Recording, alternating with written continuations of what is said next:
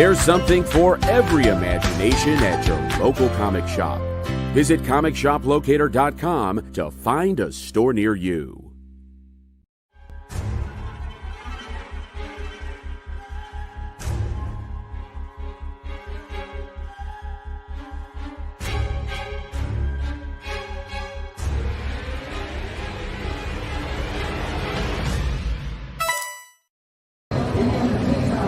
I'm Thomas Munn with Blue Juice Comics, and you're watching The Experience.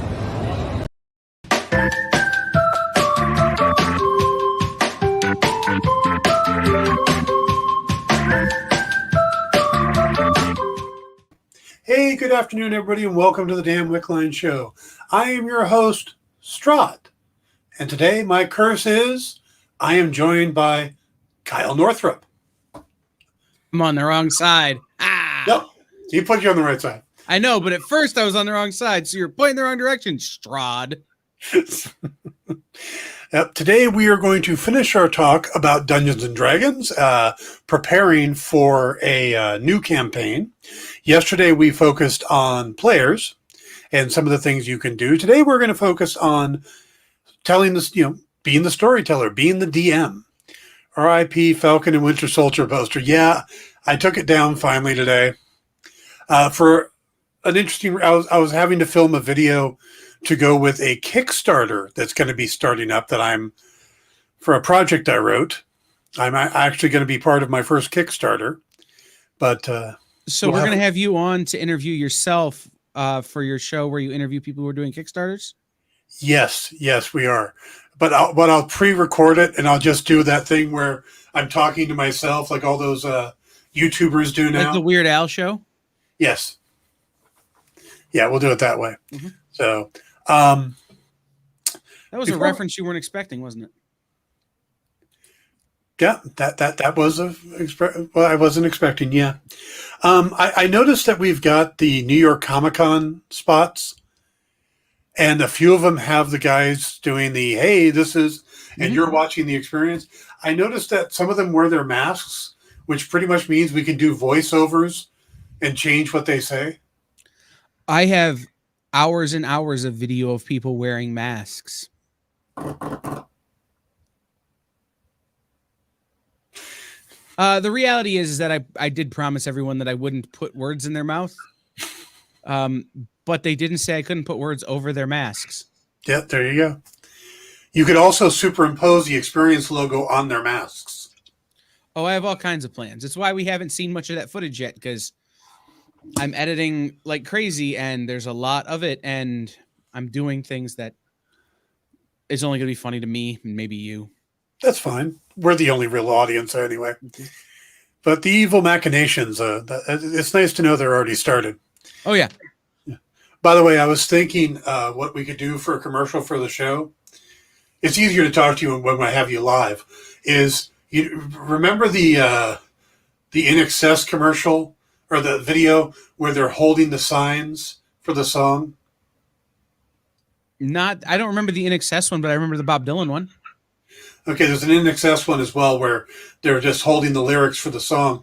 I was thinking we could do whatever the dialogue is, but have my Hot Toys holding signs and just go through a series of Hot Toys. Okay. Just a thought. We can do that. Okay. I have no problem with that. I wrote a spot last night for Nancy's show that I'm pretty proud of. Cool. Yeah, it's about how if your name is Carlos, you can't buy on that show. Is there a reason for that? One of her helpers is Carlos, and Carlos will get nothing and like it. Okay. Hey, Richard. How you doing? Richard Chip joins us. Right. Chip. Okay. Obviously, JD knows who Richard is. He has his own scroll. Oh. Okay. Nice to meet you, Richard. Congrats on your own scroll. Yeah. All right. Today we are going to get into. We forgot what we were going to talk about, didn't we? No. I was contemplating. There's one bit of news that. What's the news? Well, it's how Marvel has kind of bumped their entire movie lineup by one, and the internet seems to be freaking out about it. And my attitude is, shut up. They moved everything back once. They didn't cancel anything. Basically, they moved Doctor Strange back 6 weeks because production's tight. We're coming out of a pandemic. Mm-hmm. So some things got delayed. They need a little more time. I'd rather have them take the 6 weeks, put out the best movie possible, than try to rush it for a March date. Plus, May is a better time for a movie anyway. As a fan of movies, I agree with you. As a person who has to help you figure out your show content, I'm not in love with the schedule change. Yes. Yeah. Okay, good point on that. Yeah.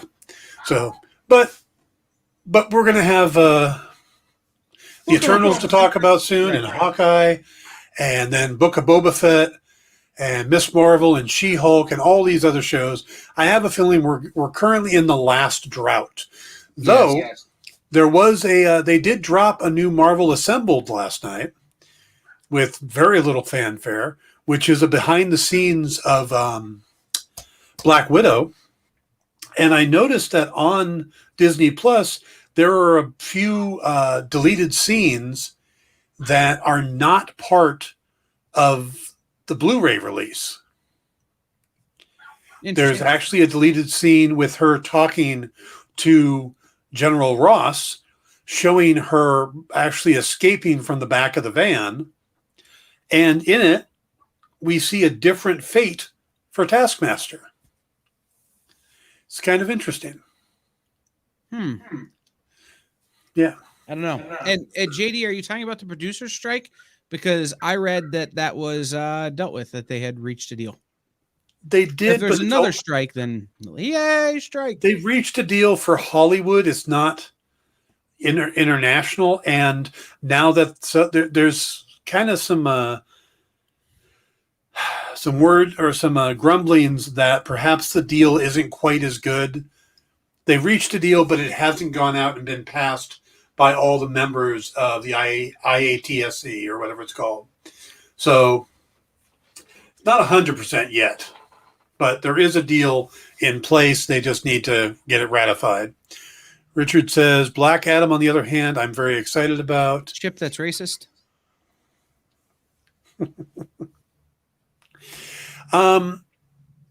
Black Adam fascinates me just because I really want to see Pierce Brosnan as Dr. Fate. That's probably the number one thing. And then Aldous Hodge as Hawkman is number two. Dwayne Johnson as Black Adam, should be good. But I could wait on that, but I really want to see Dr. Fate and Hawkman. All right. Yeah, let's move on to let's get back to Dungeons and Dragons, which is why I'm here. You don't want me here for the news. No. Because my take on the news is always, I guess Marvel's making another movie I won't like. I really do turn into Eeyore from Winnie the Pooh. You do. Or what's the dog? Droopy dog? Yep, Droopy. Yeah. When I have to do the news. So hello, all you happy people. Well, yep. I guess. All right. So, what is the number one thing you do when you're creating a new campaign, Kyle, as a DM? First thing I do is I create my final boss, my end thing. Whatever, if we're doing a dungeon crawl, I figure out what it's going to take to get to the treasure in the middle of the dungeon. I start at the end and work my way back. Okay. Now, do you do homebrew dungeons, or do you ever use? Even if I'm using something pre-created, like when I ran Rise of the Tiamat last year on Roll20, I started at the end because I want to understand this is the end, and then as a game master, I work my way back, and that lets me kind of plan for all the eventualities. That's the way I write when I write stuff, when I do homebrews or when I'm writing anything, is I start with the end and work my way to the beginning. If I know where I'm going, I know how to get there. So Dungeons and Dragons, Wizards of the Coast does a great job. Pathfinder's a great job. Some of these other ones, when they do their prefab games, JD, that's a different story. That's a player decision. But start at the end and work your way to the beginning. So in one of the campaigns I did that JD played, I created a prison planet in the Star Wars universe, and I wrote the end was that the planet was going to explode. Now I have to work my way backwards in gameplay to get them to the point where they're making, where the party is entering. Mm-hmm. So I know that's not the way most people do it, but it worked for me. That is normally how people create mysteries. They figure out their ending and work their way back. I say normally because I write a lot of mysteries, and I stopped doing that. I really just kind of start writing and let things happen, and it tends to work itself out pretty well. If you already know the ending, you tend to rush to the ending. But if you just kind of keep making things up as you go along, you keep making things up. Well, the reason I like it is that I know what direction my team is heading.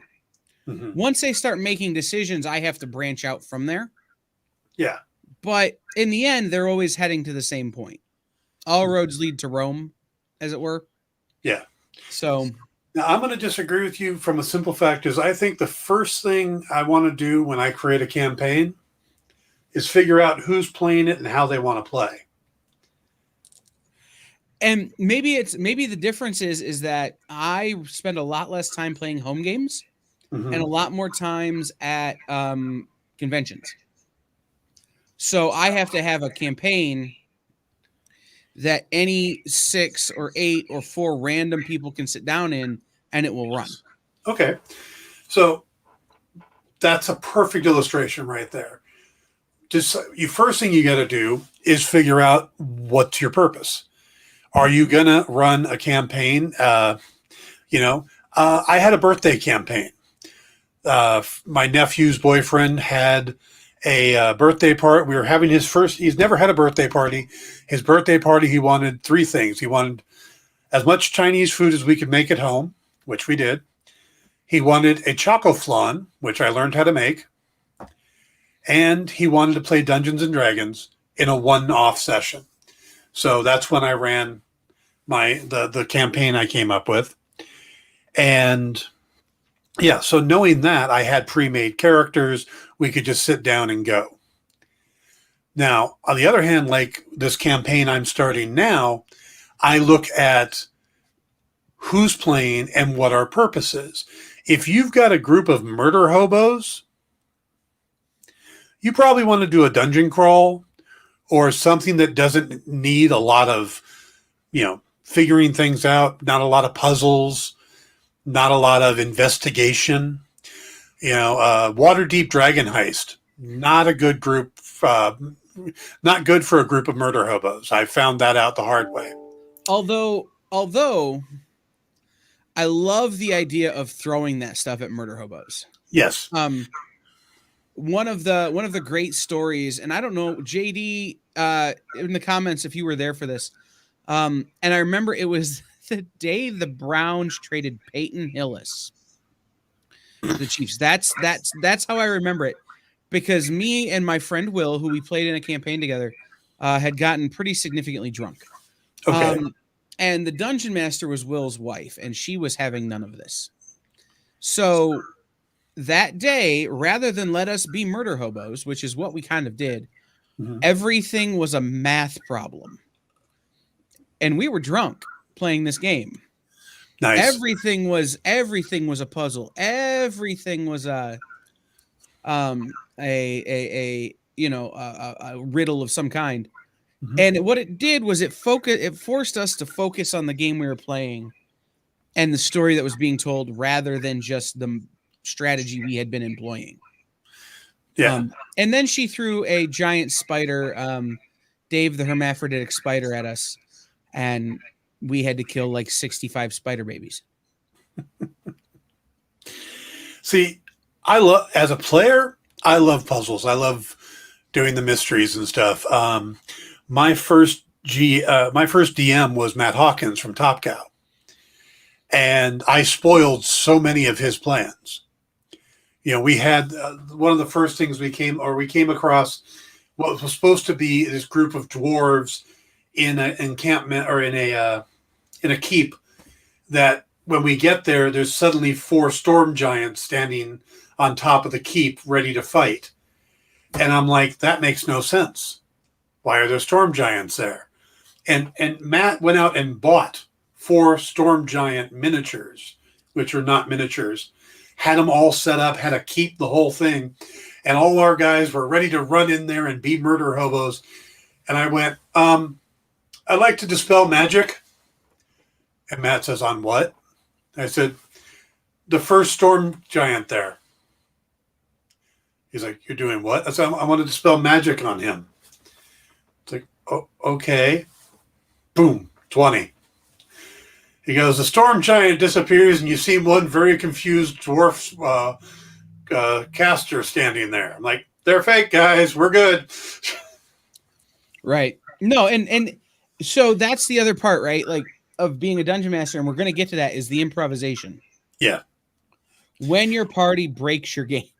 Yes.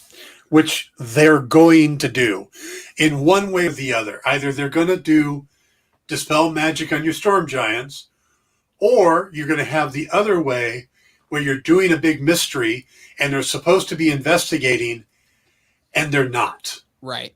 They're not asking questions. They're not asking the right people, and you have to roll with it. In Dragon Heist I was doing, one of the characters made an offhanded comment that they had been on the balcony of their where they lived, dancing naked, and happened to look down when the murder took place. And suddenly I went, okay, she just went from being investigating to being a witness, and I could feed the information they need through one of the players. Right. And that saved everything. And had she not just randomly made that decision to do it, we would never have gotten anywhere in that game. Because, and by the way, if any of my players are listening, I'm sorry, but right. You guys are murder hobos. It's true. Yeah. So after you figure out you figure out who's going to be playing or what your purpose is.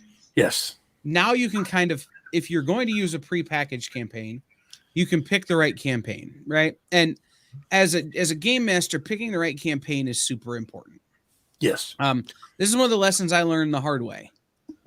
Because the reference to the game I made earlier, where I had built this prison planet and all this kind of stuff, that was not the game my party wanted to play at that point. I had worked on a homebrew, we had done all this thing, but I hadn't paid attention to the party I had, and I had made the game I wanted to play, not what was right for the purpose that we were running. So figuring that out lets you pick a prefab, or if you're going to write your own, it lets you figure out what you can almost guess what actions your party is going to take once you know the purpose of your campaign. Right.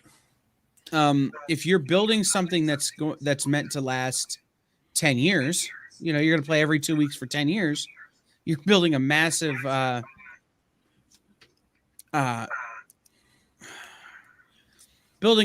campaign that's going to be a long running game. Mm-hmm. Your party's going to act slowly. They're probably going to act a little more trepidation, a little slower than if you're running a 4-shot. Right. Because they want to level up their characters. They want to play with a little bit more thought. Whereas in a 4-shot or whatever, they don't care if they die or not at the end. Yep. Now, just to comment on JD's thing, the step 2 there, what's your purpose? That is only if you're playing the Hitchhiker's Guide to the Galaxy role-playing game. Or Lords of Waterdeep. Yes, Lords of Waterdeep could also be part of that. Also, if you're a new DM, don't feel you have to create a homebrew. But also don't feel restricted by using a package to, I'm going to start a campaign. I'm going to use Candlekeep Mysteries because that's a very good one to start off with. Each adventure is a new level, so you don't have to keep track of experience points, anything like that. You finish one of the stories and you level up. I think only 2 of the adventures, level 4, there are 2 adventures that level you to level 5. That's the only one. So there's 17 stories, 16 levels. Now, the nice part about that, besides that, is you can focus on one story, get through it, then start the next mystery. So you have an overall narrative that's going, but you can have those breaks because sometimes it's hard to get games going on a regular basis and everybody's taking notes and stuff. So it's nice to have those kind of refresh points. It's like in a comic book series, you need a new jumping in point. That's what this one gives you. So I do think Candlekeep Mysteries, Ghost of Salt Marsh, which are some of the newer ones they've done, they're Any great. of the Dragon Age games are like that? Yeah, where if you pick up something like Tomb of Annihilation, that can be a very long campaign. Curse of Strahd can be a very long campaign. Mm-hmm. My nephew played Curse of Strahd and ended up having to TPK before they ever got to Strahd. Right. So so it's just we're already using a lot of dialect and a lot of phraseology that if you're a new dungeon master or you're new to Dungeons and Dragons, you might not fully understand. So when we talk about a campaign, we're talking about this full story arc, right? We're talking about if you're going to equate it to a comic, it's the 6-issue miniseries. Each issue is an encounter or a game night, a session over the course of one campaign.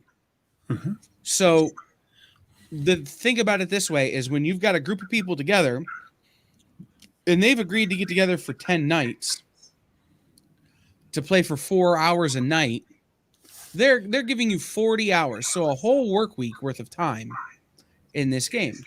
At the end of that, there's going to be some sloughing off of people who are like, I'm done. There's going to be some needing of a break. So what Dan is suggesting is think about, as a game master, how long you're asking people to be in for. And then if you decide you want to play something like The Legend of Strahd, or what were some of the other ones that I've played that were forever? There was a campaign. It was a Tiamat campaign, but it was old. Yeah. I don't know, Birth of the Tiamat, one of those originals, but it was like a 10 session campaign. Yeah. That's a long campaign. And at the end, nobody wanted to play anymore. Yeah. So think about that as you think about how you're going to approach it. And then if you wind up with one of those, you decide, I'm going to buy this, we're going to run it. And all of a sudden, this is too long. Take parts out. You don't have to run every aspect of every campaign. Or if your team is blowing through a campaign, add stuff to it, throw stuff at it, homebrew a little inside this framework you already have. You can homebrew, you can pull in from other sources. D&D Beyond puts up a lot of weekly encounters, stuff like that. The whole idea is the guide, these campaigns that you can buy, they're suggestions, they're guides. You don't have to stick to them exactly. You can, and you're going to have fun. But you can expand on them. You can make them your own.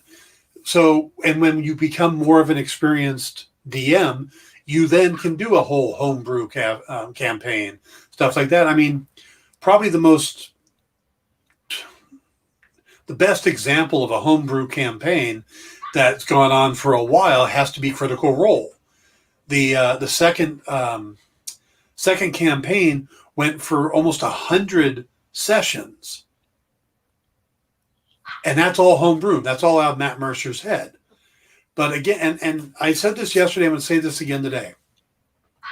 Watching DMs like Matt Mercer and some of these others that are on YouTube and stuff that do these games, they're great to watch. They're great to learn from, but don't feel that you have to do everything they do. Matt Mercer is a professional voice actor. He's a very creative person, and he's got resources a lot of us don't have. He's got companies that make miniatures for him, specifically. Kyle and I, we do voices. Kyle and I probably have a decent set of miniatures, but we don't have an entire team building sets and stuff like that. You know, that's an interesting thing. I don't use minis. Really? Nope. It's never been something that I've been interested in. If we need markers or something just to kind of show how a field is laid out, I use a dry erase board. Okay. I can draw you a picture of how a field is laid out or how your team is positioned. Mm-hmm. If we need to talk about covering ground, we can do that without minis. And again, this is part of that. So much of what I run is at conventions. I don't want to have to carry a whole big. I mean, I'm not saying I don't have two toolboxes full of minis, but I don't want to have to take them with me to Gen Con. Right. You know, it's so I've found ways around that. Minis are great, but if you're a DM who wants to use them, I prefer to try to paint a mental picture for people. Let them imagine how people are standing, where they're standing, what it looks like, through their own actions and through the telling of the story, and don't present it to them in a "this is how it looks" kind of way. There are drawbacks to not using minis. Yes, this is why I have all the minis. Mm-hmm. But I just find that, especially with inexperienced players, it can be just as confusing to have them as to not have them. See, I like using the minis because it tells you a lot. When you start a new campaign and you tell everybody, okay, you need to make your character and then you need to find your mini. And then the first session comes up. You've had your session 0. You got all their things worked out. You have your first session. They show up and either they don't have a mini, they have an unpainted mini, or they have a mini that they have painstakingly painted, done everything, and it is gorgeous. And what that tells you is the person who didn't even get a mini, they're not going to be around long. It might be, or they're incredibly busy. Or they're incredibly busy, which means they're not going to be around long.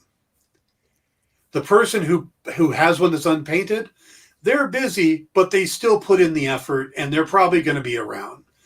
The person who has that beautifully painted one, that's going to be your rule nutbuster, the guy that's going to be way too intense on the game. So you're going to have to moderate them. But those are something you find. But it also gets them more committed to the game because it makes them connected to their character. If you don't want to use minis and you know an artist, getting their characters drawn. That's the difference, right? I think that's kind of one of the big differences is that I do encourage people to draw their character. Like you don't have to buy a mini. You don't have to go spend money, but you got a sheet of notebook paper, draw a character. Show me what your character looks like. And your character needs their colors, right? Because colors matter. Mm-hmm. So it's draw out your character. What does your character look like? And one of my favorite campaigns I ever ran, people brought their characters, and I had 2 characters that looked like they were straight out of manga. I had a character that looked like they were out of a comic book, and I had some stick figures. And I go, okay, great. That's what your character looks like in world. So if you've got a stick figure character, your character is a stick figure in world. And what that allowed us to do was it actually influenced the way the characters were played. And that's exactly what I wanted. The characters that were stick figures, those were new players. They didn't fully understand what they were in for. Mm-hmm. The guy who drew the comic book character had played a ton. So his character was ripped and had all of his accoutrement and all this kind of stuff. And he kind of took on the leadership role. And then the characters that were out of manga, like they were playing like a husband and wife character or husband and wife team that were part of this party that kind of adopted the two new players. Like, and it really gelled the team. And then as they leveled up, I let the people who had drawn stick figures add to their stick figures. So, okay, you want to turn your stick figure into something with some shape? Like, go for it. All right, let's go ahead and pause there. We're at the halfway point of the show. We didn't bother yesterday, but let's today take our commercial break. We will be right back in just a moment.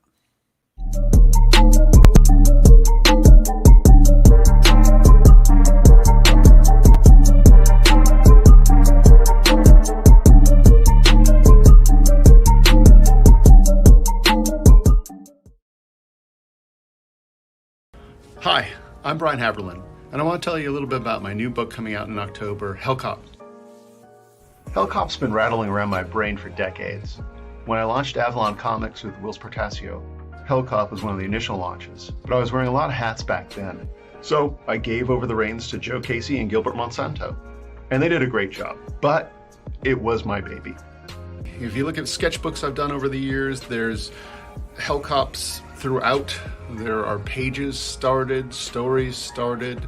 So let me tell you a little bit about the story. Discovering a whole new world that had only previously existed in our collective imaginations. A tale of adventure, betrayal. Hell's just another place, another planet with native creatures most on Earth would call monsters. And humans that have been there as long as they've been here. Doctors, lawyers, maybe too many lawyers. Please join me in October for the release of Hellcop and the Hellcop 3D Halloween special. Hey, I want to say thanks for watching, and I really hope you can go and ask your retailer to pick up Hellcop for October. There's going to be a 3D version with 3D glasses and the whole 9 yards, and the regular version, of course, too, with some pretty fun covers. Thank you for your attention, your support, as always, and hope you guys have a great day.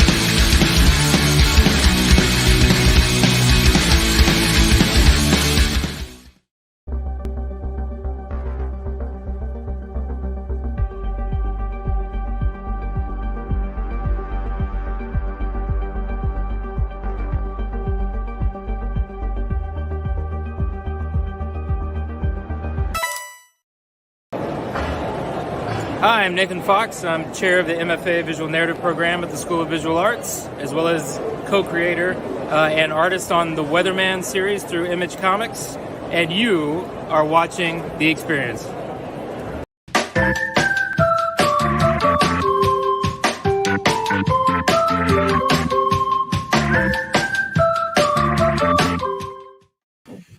Hey, everybody, welcome back to the Dan Wickline Show. We are talking Dungeons and Dragons today, setting up a new campaign as a DM. Before we get rolling too much further, let me remind you that we're going to be followed by What's in the Box at 6 p.m. And then we got a little break before kicking it with Henri tonight at 10 p.m. Eastern. He's going to be on from 10 to midnight or 7 p.m. Pacific time until 9. So hang out with Miss Jen, then get some dinner, come back, and kick it with Henri. Okay. It works out perfectly if you're on the East Coast, doesn't it? Oh, yeah. Or West Coast. If you're on the East Coast, stay up late. Yeah. Let the dulcet sounds of Henri lull you. I don't know that Henri has ever been accused of having dulcet tones. I know. I was being sarcastic.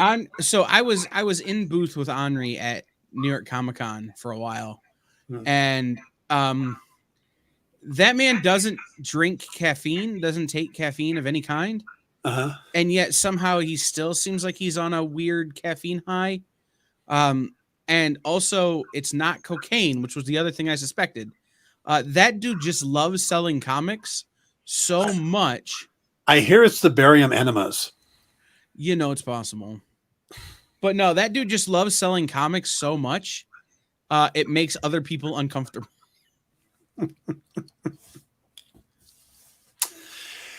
Okay, let's get back into it. I like the idea of having them draw their characters, but that may also be intimidating to people who can't draw. So if you're a new, you might want to hold off on that one, depending on your group. Well, and like I said, drawing doesn't have to be good. Yeah. That group in particular, I made that rule. Like, you draw your character, and that's what it looks like in world. That's not how I've always done it. You know, it just depends on the group, right? It's that group I could do that with. They were all very good friends. They just had very different levels of experience. A group of people who they can't, you know, maybe they can't draw, but they have no experience. We're not going to worry about that. Like, how your character actually looks. It's just kind of getting a feel for your character. And we talked about it last night, right? As a player, answering your questions about your character to your DM. You know, as a DM, when whatever a player gives you is yours to torture them with. Yes. Absolutely. And I say that, and I mean it. Like, I'm not being facetious. It's yours to torture them with. You can bring it up at the worst possible time just to rip at somebody's heart, or you can just hold it out in front of them the whole time and make them run around like mice on a wheel. I am getting the feeling that you and I are very different DM types. I have a feeling that at the end of the game, my players, I want them to go, hey, that was fun. Looking forward to next time. And at the end of your campaign, I have a feeling they go, oh my God, we survived. Like a runner's high. It really depends. The games I run at conventions, oftentimes I want them to say, oh, that was so fun. I can't believe we survived. Right. It's, I'm just throwing the kitchen sink at everybody, at a convention. Whereas at a home game, I want to leave at the end of every session, like it's the end of a season of like a cop show. Yeah. Is that on your end? Yeah, I'm getting blown up. Okay. Just wanted to make sure. Yeah, that was my cell phone. Anyhow. Now, but let me. So I try to end every session on a cliffhanger. So it was so fun, but oh my God, what is he about to throw at us now? Yeah. See, now I've done a few different things. First thing, one of my rules is that I want my players to have fun.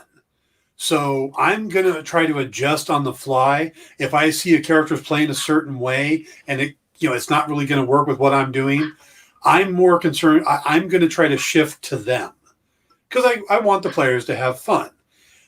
Second thing I do is rules. Bottom line is, if I don't know the rule, and we're not going to spend a big chunk of time while in session figuring out the rules. So if it comes up with something that's in question, we're going to make a decision immediately. Then, after that session, we'll figure out what the actual rule should be, and we'll do that going forward. I am different in that regard as well. If somebody tries to do something that I'm not sure they can do, I tend to roll. Okay. And I'll do a roll on my own. It's like I'll do an odds roll. So I'll get a fate die, a plus or minus die. Plus they can do it, minus they can't. If it comes up neutral, I roll again. Like I'll do something like that, so that way it's not me making a decision. This is how we're going to play this. And then at the same time, after the session, we can look it up if we really want to, or we can just keep rolling throughout the rest of the campaign. Yeah. And what that does is that for me as a game master gives me a challenge in the, okay, I see where this person's head is at. let's let the dice decide whether or not they can do it, and then I have to figure out how to work around that. So that's a great thing.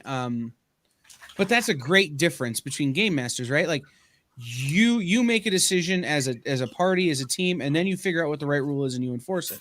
I make a decision, and then that rule is static. That is whatever decision we make is based on not up to me, and then stays the same for the whole campaign. And we can adjust for the next, but it just stays the same. And I know other people who will spend 40 minutes in the rule book figuring out exactly what the rule is so that you can execute it just how you're supposed to, because that's important to them. The rules are not necessarily important to me. Right. The narrative is. So, and the play experiences. So if I have to bend a rule, okay. Yeah. Now, again, every DM is going to be different. There is no hard and fast rules. One of the things I do, and this is personal to me, but when we have a big boss, we got to the end of the Sunwell on one group. What I did was I ordered these little, and the end of the Sunwell, there's this tree that you basically are trying to destroy.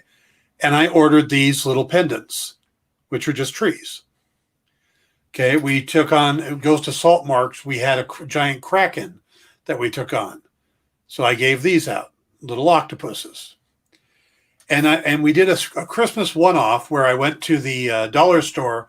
I bought a bunch of Christmas ornaments and things like nutcrackers and stuff, and I made them fight against their miniatures fought against those. And I gave them all little nutcracker guys. And these little charms, what a lot of them do is they put them on a string attached to their dice bag, and they're like little victory things. Now, that's something I've done for this one group. It's a very large group, but, you know. I love that. Yeah. So anything you do that makes it a little more personal and stuff, it's fair game. Do what you got to do. Like I said, Matt Hawkins is incredible at buying. He just will buy any miniatures he needs. He came in one time. We were doing a underwater scene. He went to PetSmart or Petco, bought an aquarium and a bunch of toys and stuff for a fish tank. He bought a fish tank and a bunch of toys, and we played inside of a fish tank for that game, all our miniatures and stuff. And at the end of the game, he's like, anybody need a fish tank?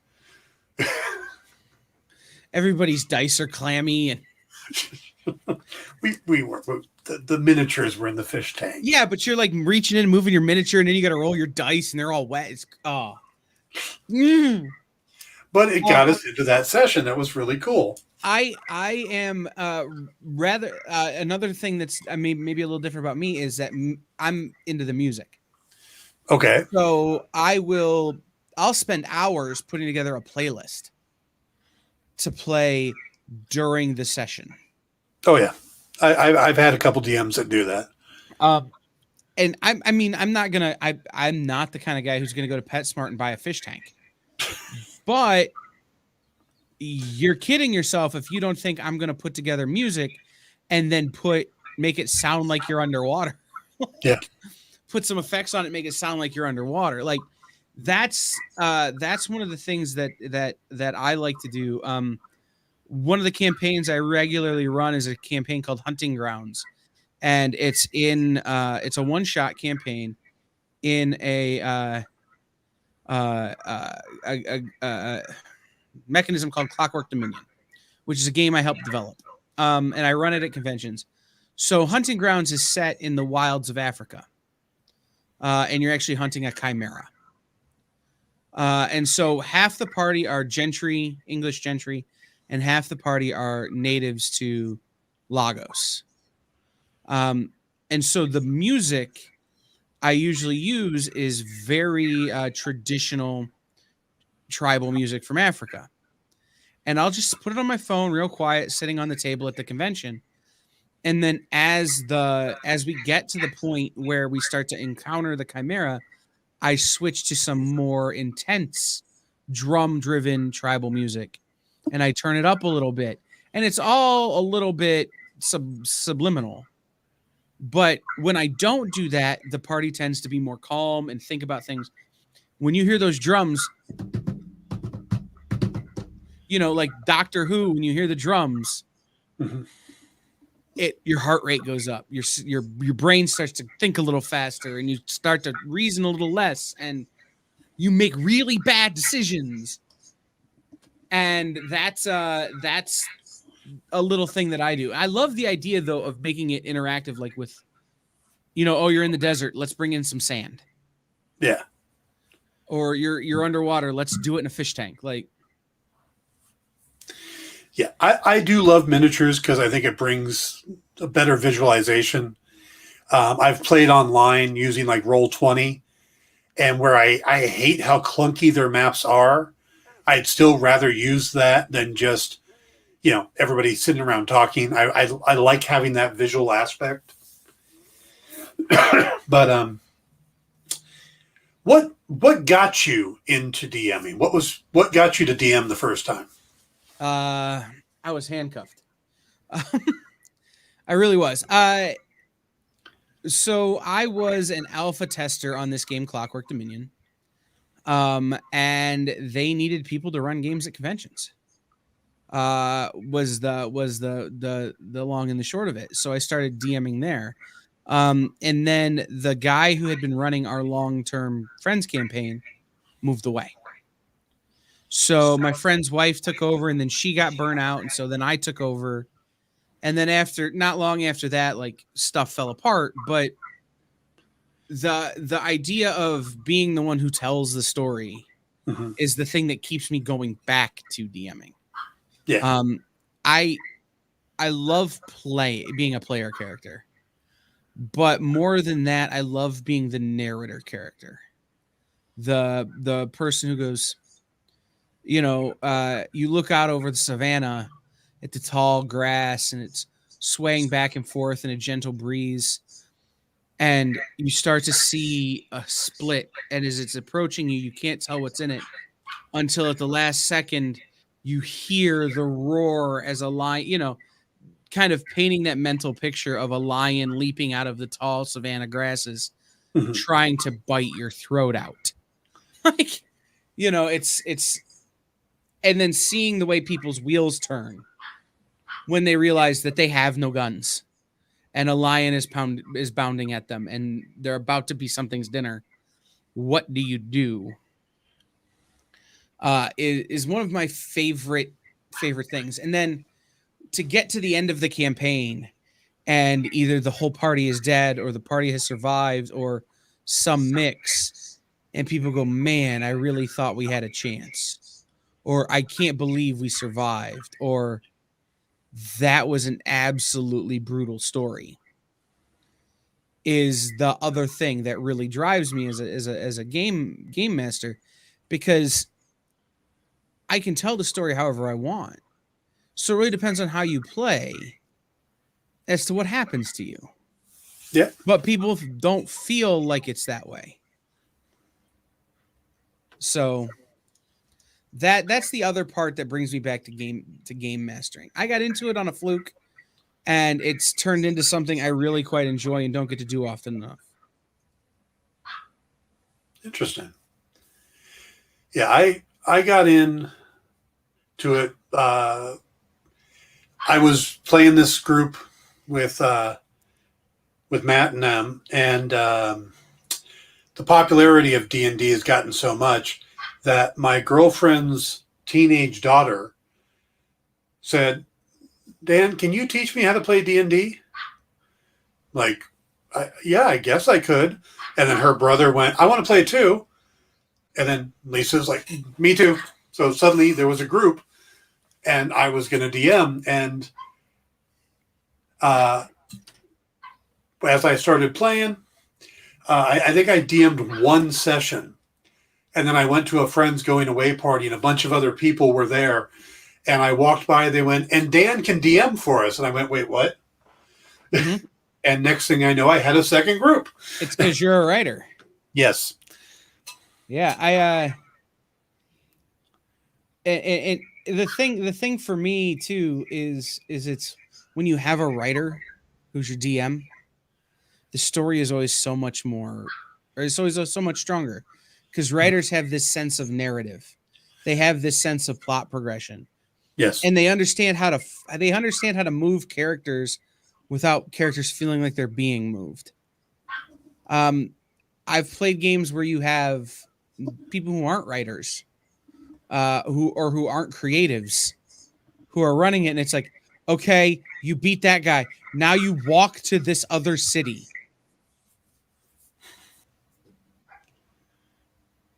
There's nothing to it. Like, you've gotta connect the dots, paint the numbers, You're telling a narrative. Mm-hmm. As a DM, as a dungeon master, you're more than just a role keeper. You're painting the narrative for the players.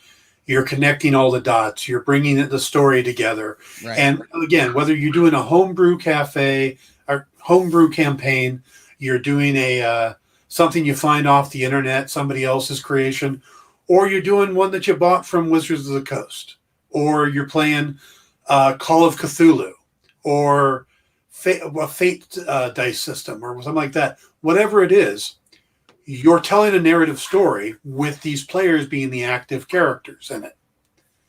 You adjust to it, but you're still telling a narrative story. And they're going to get more out of the story than they are just going by the numbers. Right. So I have a question for you, Dan. Yes. Is there a we've talked a lot about Dungeons and Dragons. You and I have talked personally about Pathfinder.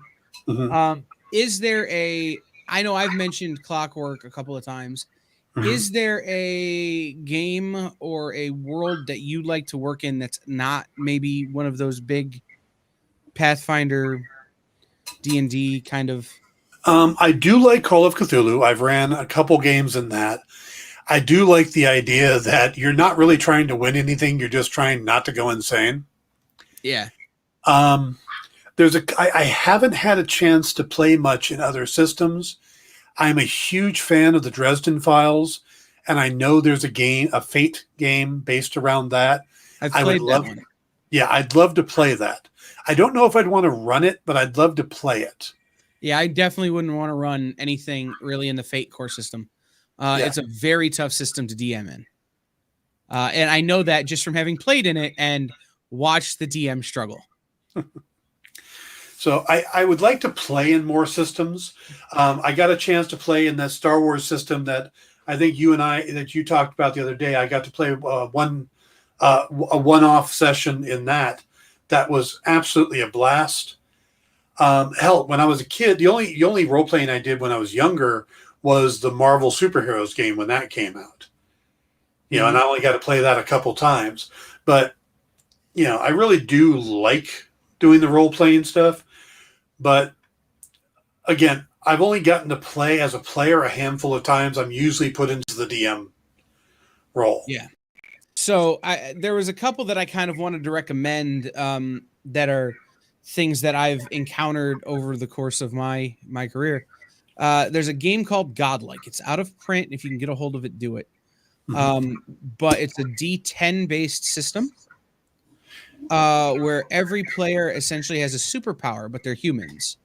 So just to throw this in there, in case you're that new, D10 is basically a 10-sided dice. Yes. If he says a D6 system, it's a 6-sided dice. Fate system has their own fudge dice, they call them, which are just plus and minus sides on them. Yes. So they're like coin flip dice, the Fate dice. There's another one that I think Dan would love, and that I want to recommend to people called Baker Street. You are assisting the narrator character, the NPC in every game is Dr. Watson. Sherlock Holmes is gone, and you have to fill the role. Your team has to fill the role of what would be Sherlock Holmes.